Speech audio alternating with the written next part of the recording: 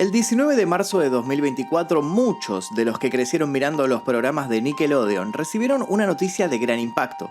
El polémico y multipremiado Dan Schneider, creador de series como The Amanda Show, Drake and Josh, iCarly y Zoey 101, entre tantas otras, había subido un video a su cuenta personal de YouTube tras años de silencio.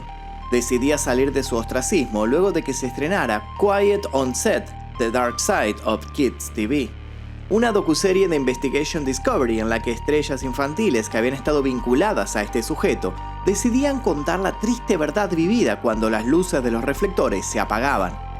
Muchos esperaban que en el nuevo video subido Dan saliera a desentenderse, a decir que no sabía nada del asunto como ya había hecho en otras ocasiones, pero esta vez fue totalmente diferente. Lo que dijo fue algo más o menos así: enfrento mis comportamientos pasados, algunos de los cuales son vergonzosos y de los que me arrepiento. Definitivamente le debo a algunas personas una disculpa bastante fuerte, no hay excusa. La mayoría de los escritores de televisión y comediantes han estado en las salas y son conscientes de que muchas veces se hacen bromas inapropiadas y surgen temas inapropiados, pero el hecho de que participé en eso me avergüenza. No debería haberlo hecho. De acuerdo con lo expuesto en el documental, la mayoría de los programas de Schneider cuentan con chistes y bromas de doble sentido. Además, muchos de los que estuvieron a su lado en esos años denunciaron un ambiente tóxico en los sets de grabación. En este nuevo material aparecieron casos de abuso que hasta el día de la fecha habían permanecido ocultos, pero no nos adelantemos. En este video vamos a saber un poco más sobre este infame productor, vamos a conocer lo que fue el Creep Club y vamos a también a profundizar en los socios que tenía Dan Schneider, en otras personas que trabajaban en Nickelodeon y que eran personas bastante oscuras. ¿Es verdad que todo empezó a salir a la luz gracias a un libro escrito por una celebridad brotada de uno de sus programas? ¿Qué más se dijo en Quiet on Set, The Dark Side of Kids TV? Todo eso y mucho más en el siguiente informe. Bienvenidos al lado oscuro de Dan Schneider. Pero antes de comenzar quería pedirles que si les interesa esta temática dejen su like aquí debajo. Si este video sobrepasa los 10.000 likes en 24 horas vamos a preparar una segunda parte analizando capítulo a capítulo este documental que está por salir. No sé si salió ya en español, salió en inglés, pero no sé si se consigue en alguna plataforma. Creo que todavía no está ni subtitulado ni nada. Aún así, si les interesa la temática y sobrepasamos los 10.000 likes, vamos a preparar un informe especial sobre todos los capítulos de este documental, así que dejen su like aquí debajo. Comencemos.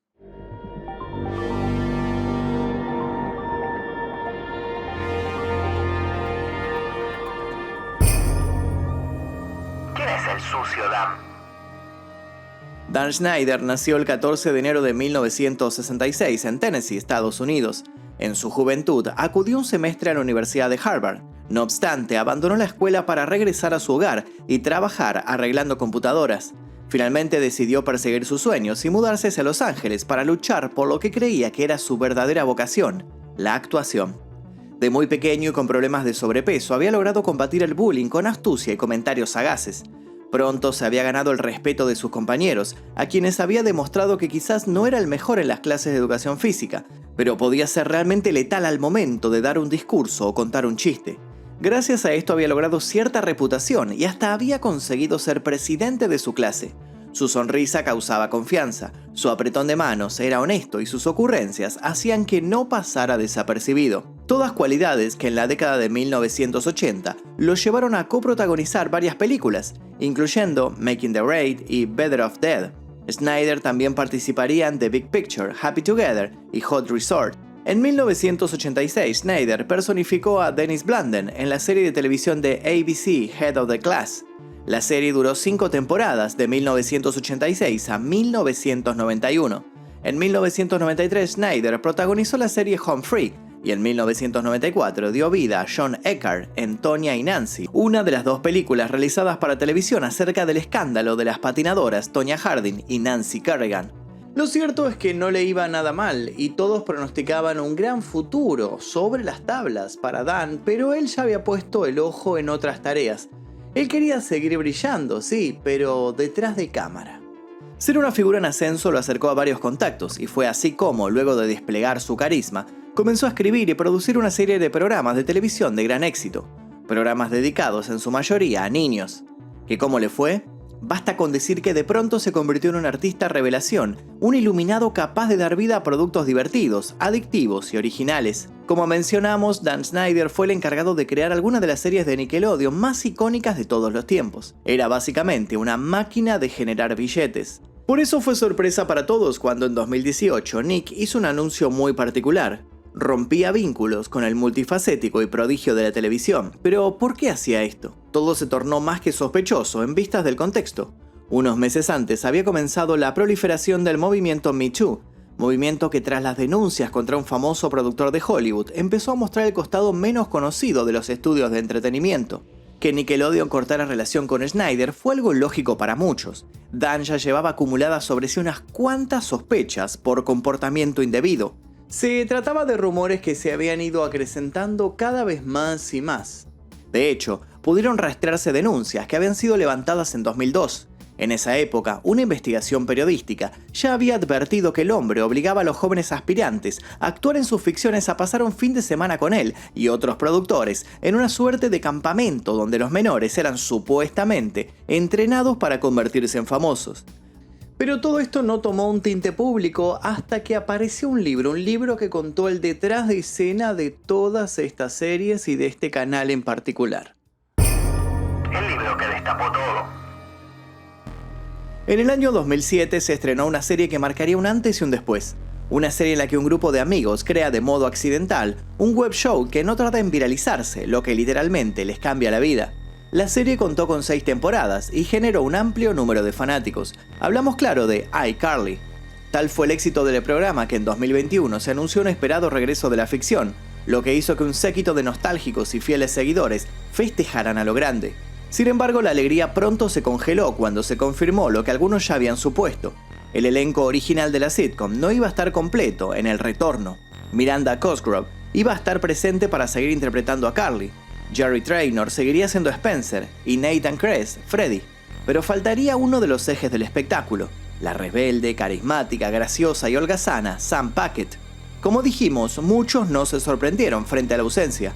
Janet McCurdy, la actriz encargada de interpretar a Sam, ya había renunciado públicamente a la televisión. ¿Pero a qué se debió esta joven renuncia a las pantallas? ¿A qué se debió que decidiera alejarse de todo?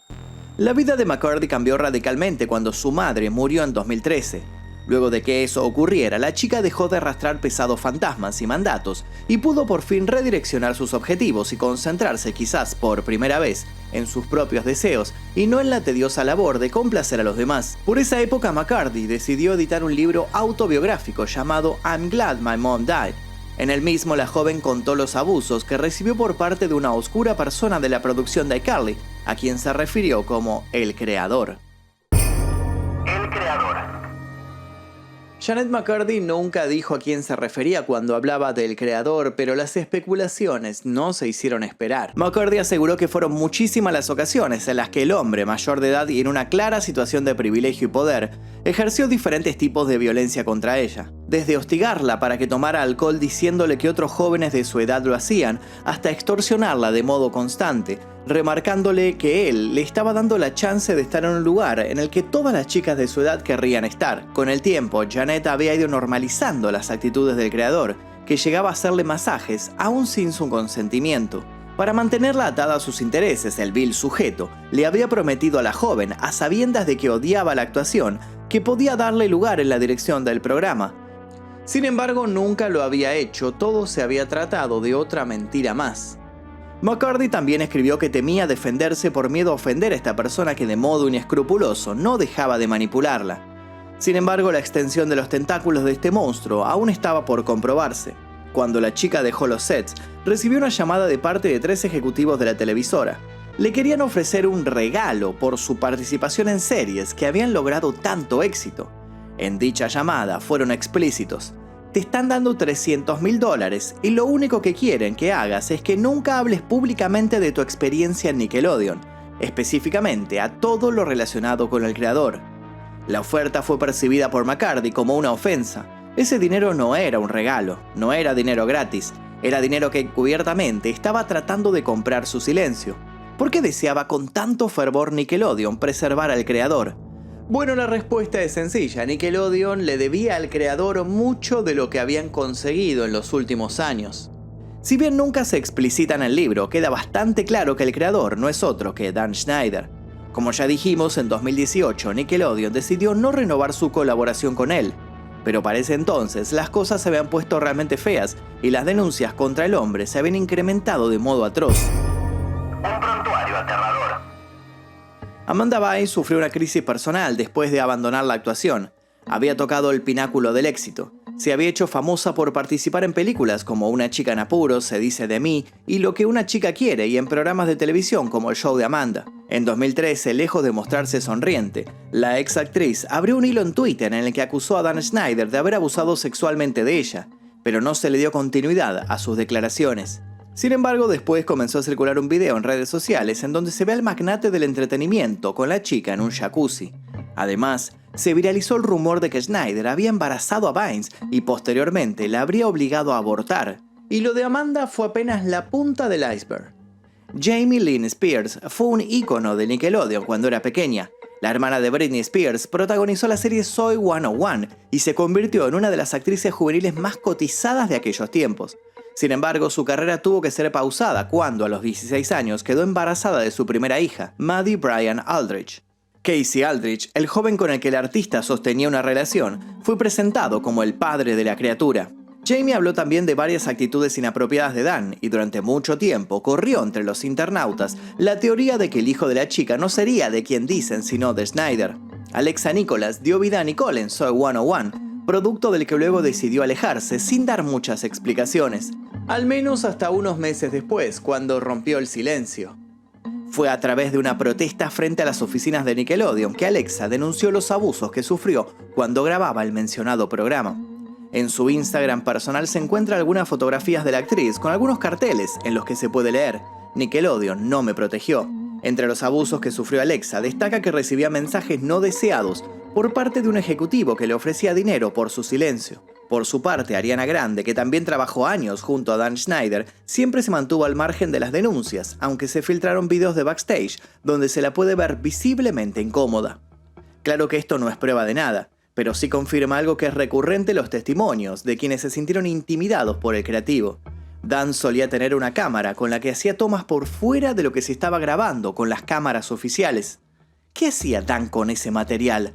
¿Por qué estaba tan obsesionado con seguir grabando las acciones de las jóvenes, aun cuando se gritaba corte? ¿Lo hacía para luego satisfacer a los fans de la serie con abundantes escenas de detrás de cámara? Y si era el caso, ¿por qué tardaron tanto en salir esos videos? Los fanáticos han notado también que todas las producciones de Dan cuentan con una excesiva, sin sentido y forzada referencia a los pies, particularmente al de las mujeres, lo que puede pasar de ser un simple dato de color a convertirse en un dato polémico si le sumamos la información de que Dan utilizaba las redes sociales de los programas para pedir a los menores publicar o enviar fotografías de sus pies. Algo que crece en magnitudes si se tiene en cuenta que para el momento en que Dan era casi un dios de Nickelodeon, el símbolo de la empresa de entretenimiento mutó a un enorme pie. Todo se había realizado con el fin de contentar el fetiche de quien era la gallina de los huevos de oro. ¿Tanto poder tenía Dan Schneider? Y volvamos a otro asunto. ¿Recuerdan que dijimos que Dan llevaba muchas de las jóvenes promesas a un campamento? Bien, lo más grave del lugar era que no tomaba las medidas de seguridad básica para los niños que allí acudían. ¿A qué me refiero? Bueno, básicamente Nickelodeon ni siquiera se cercioraba si los adultos responsables de la experiencia estaban en condiciones de pasar tiempo con menores. Algunos de ellos, sin ir más lejos, ya poseían antecedentes de ataques contra niños y niñas. Conozcamos a algunos de estos hombres. Caso 1. Isel Channel. Isel Ethan Channel era un delincuente sexual registrado en libertad condicional por una condena de 2003 cuando consiguió trabajo como asistente de producción temporal en Nickelodeon Animation Studio. Hasta acá nada extraño. El sujeto tenía todo su derecho en rehacer su vida laboral siendo que ya había cumplido su condena. Pero por lo menos se esperaría que no le dieran un trabajo relacionado con niños, en donde hubiera niños a su alrededor teniendo en cuenta el porqué de su condena.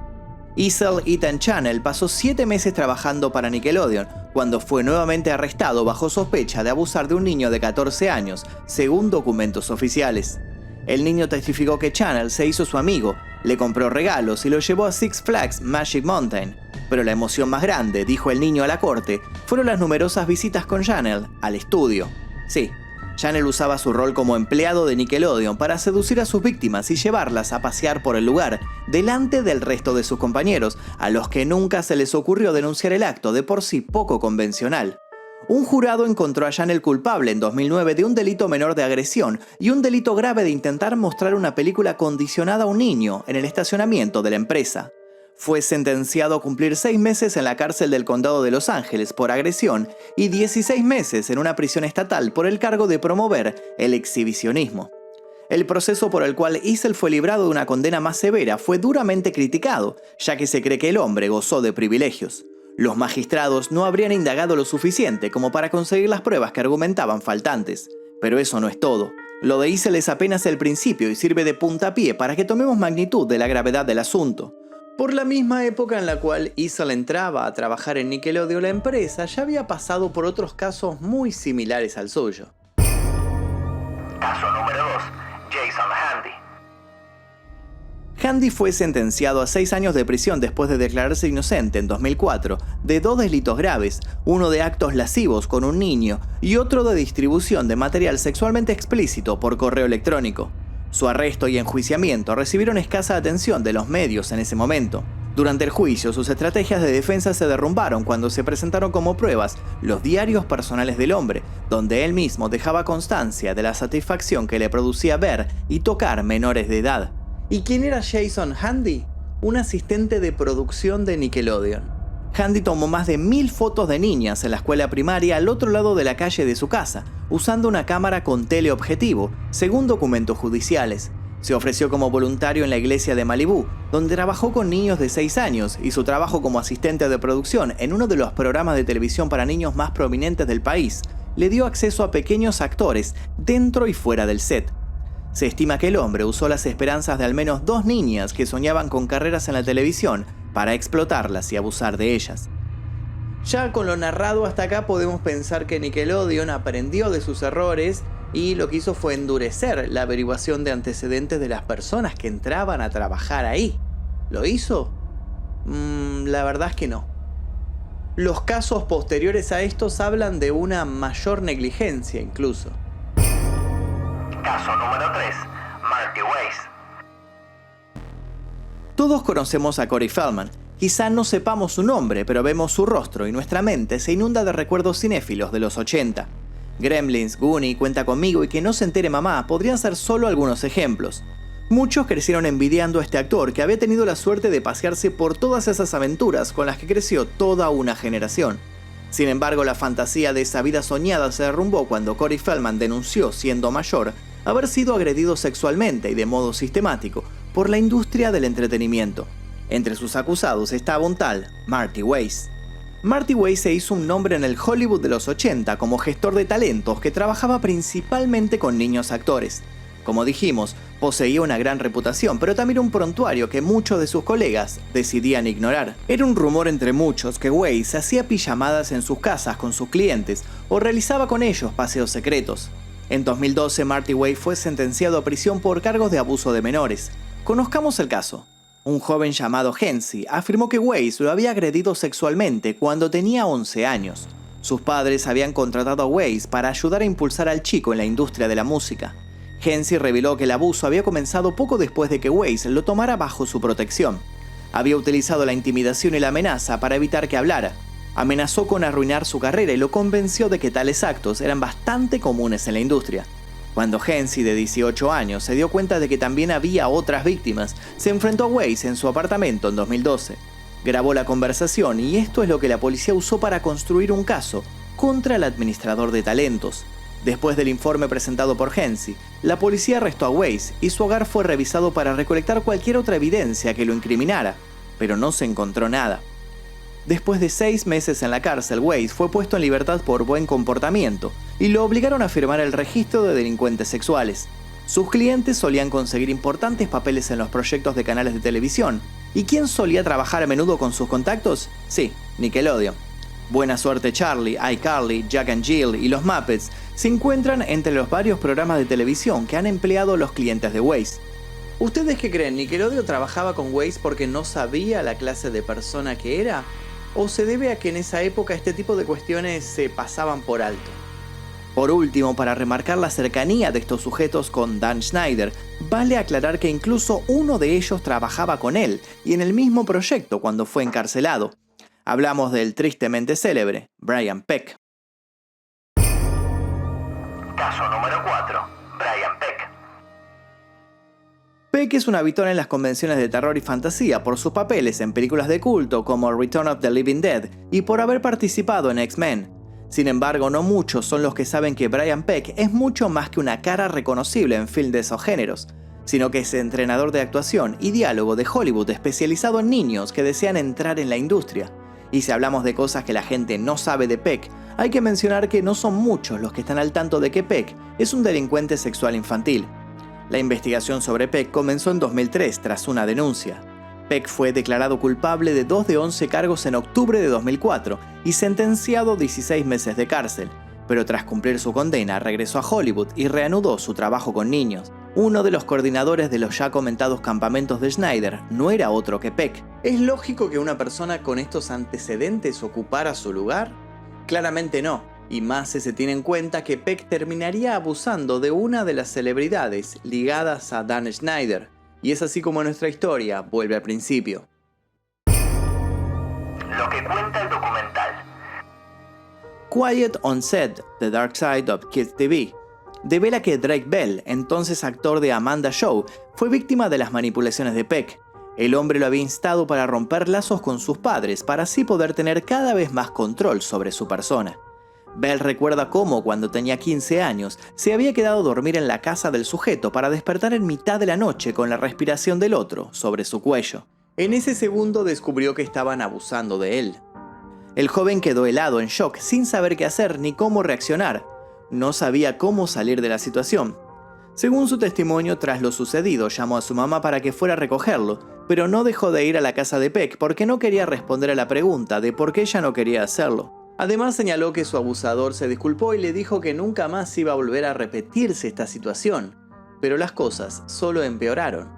El infierno terminó para Drake cuando en una ocasión ignoró las llamadas de Brian Peck, a tal grado que este lo llamó a la casa de su entonces novia. La madre de la chica atendió y al notar que era un hombre mayor el que estaba del otro lado, lo escarmentó para que dejara de acosar a Drake. Este simple gesto animó al joven para poder denunciar a su victimario. Sin embargo, pese al respaldo de más de 40 personas reconocidas en la industria de Hollywood, un juez dio una sentencia de solo 16 meses de prisión a Brian Peck. Más adelante, el propio Bell lidió con su propia condena. Es que en 2021 fue sentenciado a 2 años de libertad condicional y 200 horas de servicio comunitario tras mantener una dudosa relación por mensajes de texto con una menor. Por otro lado, en Quiet on Set, The Dark Side of Kids TV, también hablan las guionistas de The Amanda Show. A las mujeres, llamadas Jenny Kilgen y Christy Stratton, no les tembló el tono al remarcar que Dan Schneider les mostraba pornografía a menudo, del mismo modo que les pedía masajes y quería que las escenas que habían escrito pasaran por el filtro final. Hoy se sabe que muchas denuncias fueron acalladas con dinero y que tantas otras no trascendieron gracias al poder y la influencia de Nickelodeon o el propio Dan. Teniendo en cuenta todo su prontuario, ¿cómo serán tomadas estas disculpas?